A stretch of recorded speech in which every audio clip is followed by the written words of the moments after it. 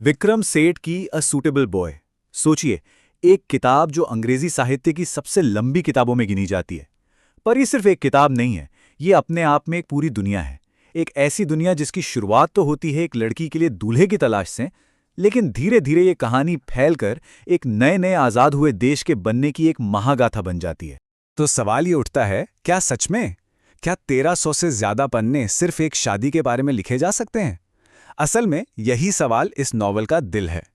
क्योंकि देखिए, कहानी कहने को तो एक सूटेबल बॉय यानी एक सही लड़के की तलाश की है, पर असल में ये उस दौर के भारत के लिए एक सूटेबल फ्यूचर, एक सही भविष्य की तलाश का प्रतीक है। तो कहानी के बिल्कुल सेंटर में है मिसेस रूपा मेहरा। उनकी एक ही जिद है, अपनी बेटी लता के लिए एक सूटेबल बॉय, एक योग्य लड़का ढूंढना।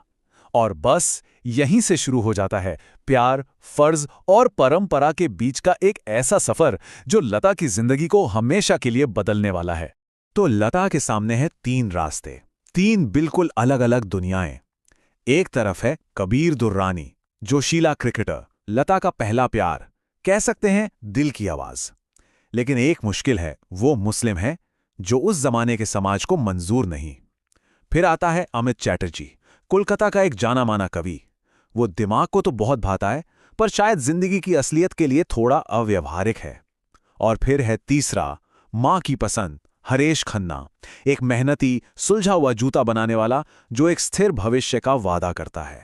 तो अब बड़ा सवाल, लता आखिर चुनती किसे है? और यहीं कहानी एक दिलचस्प मोड़ लेती है। लता का फैसला किसी रोमांटिक जुनून पर नहीं, बल्कि प्रैक्टिकैलिटी पर आधारित होता है। वो चुनती है स्थिरता और परिवार के सम्मान को। और जानते हैं, ये चुनाव उस दौर के नए भारत की सोच को भी दिखाता है। एक ऐसा देश जिसका भविष्य अनिश्चित था और जहां स्टेबिलिटी की चाहत अक्सर लोगों के अपने सपनों पर भारी पड़ जाती थी। लेकिन रुकिए, लता की कहानी तो इस विशाल कैनवस का सिर्फ एक धागा है। विक्रम सेठ असल में चार आपस में जुड़े हुए परिवारों के जरिए 1950 के दशक के पूरे भारतीय समाज की तस्वीर बुनते हैं। ये चार परिवार मिलकर उस दौर के हिंदुस्तान का, आप कह सकते हैं, एक छोटा सा मॉडल बन जाते हैं। तो ये हैं कहानी के वो चार स्तंभ।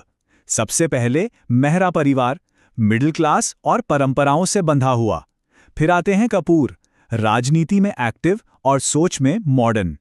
तीसरे हैं खान, एक नवाब परिवार जो अपनी पुरानी शान और इस बदलती दुनिया के बीच कहीं फंसा हुआ है। और आखिर में है चटर्जी, कलकत्ता के हाई क्लास अंग्रेजी बोलने वाले बुद्धिजीवी। हर परिवार समाज के एक अलग हिस्से की नुमाइंदगी करता है। और यहीं से कहानी अपने सबसे बड़े पैमाने पर पहुंचती है। इन परिवारों की जो पर्सनल लाइफ है, उनकी जो निजी जिंदगी है, वो एक बहुत बड़े और उथल पुथल भरे स्टेज पर चल रही है। और उस स्टेज का नाम है आज़ाद भारत। ये नॉवल असल में अपने किरदारों की आंखों से एक देश के बनने की कहानी सुनाता है। सोचिए, वो दौर चुनौतियों से भरा हुआ था। देश में पहली बार आम चुनाव हो रहे थे, मतलब दुनिया का सबसे बड़ा लोकतंत्र अपने पहले कदम रख रहा था। जमींदारी सिस्टम खत्म हो रहा था, जिससे पावर का पूरा स्ट्रक्चर बदल रहा था। बंटवारे के जख्म अभी ताज़ा थे और हिंदू मुस्लिम तनाव समाज में घुला हुआ था।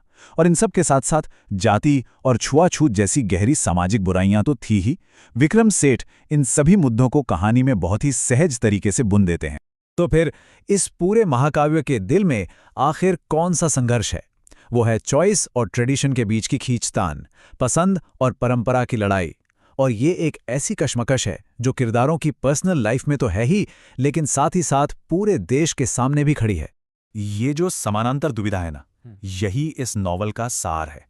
देखिए, एक तरफ है लता की चॉइस, प्यार बनाम स्टेबिलिटी, अपनी इच्छा बनाम परिवार का कर्तव्य।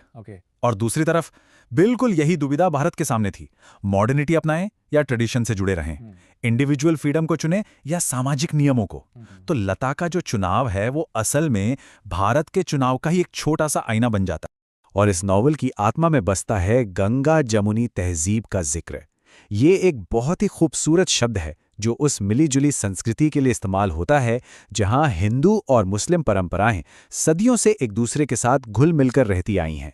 और ये नॉवल इस खूबसूरत विरासत को बहुत ही प्यार से दिखाता है। तो सवाल ये है कि आखिर अ सूटेबल बॉय इतना खास क्यों है? क्या चीज़ इसे एक महान रचना बनाती है? जवाब है इसका स्केल, इसका विशाल पैमाना और साथ ही छोटी छोटी डिटेल्स पर दिया गया ध्यान। ये एक ही वक्त में एक महाकाव्य भी है और एक बहुत ही पर्सनल पारिवारिक कहानी भी। 1300 से ज्यादा पन्ने, ये सिर्फ एक नंबर नहीं है, ये एक टाइम कैप्सूल की तरह है। इन पन्नों में विक्रम सेठ ने 1950 के दशक के भारत को जैसे जिंदा कर दिया है। वहाँ की पॉलिटिक्स, त्योहार, संगीत, यहाँ तक कि गलियों की खुशबू तक। इसको पढ़ते हुए ऐसा नहीं लगता कि कोई किताब पढ़ रहे हैं, ऐसा लगता है जैसे उस दौर को जी रहे हैं। और इस पूरी दुनिया का धड़कता हुआ दिल है एक काल्पनिक शहर ब्रह्मपुर। सेठ ने इस शहर को इतनी जान डालकर लिखा है कि यह सिर्फ एक जगह नहीं रह जाता, बल्कि कहानी का एक जरूरी किरदार बन जाता है। एक ऐसा किरदार जो चुपचाप सब कुछ देख रहा है और वक्त के साथ बदल भी रहा है। और आखिर में ये किताब हमें एक बहुत गहरे सवाल के साथ छोड़ जाती है कि कैसे किसी एक इंसान का निजी फैसला, एक पर्सनल चॉइस, पूरे समाज और एक पूरे दौर की कहानी बयां कर सकता है। ए सूटेबल बॉय इसी सवाल का एक शानदार जवाब है। ये हमें बताता है कि कभी-कभी एक दिल की कहानी में ही पूरे देश का इतिहास छिपा होता है।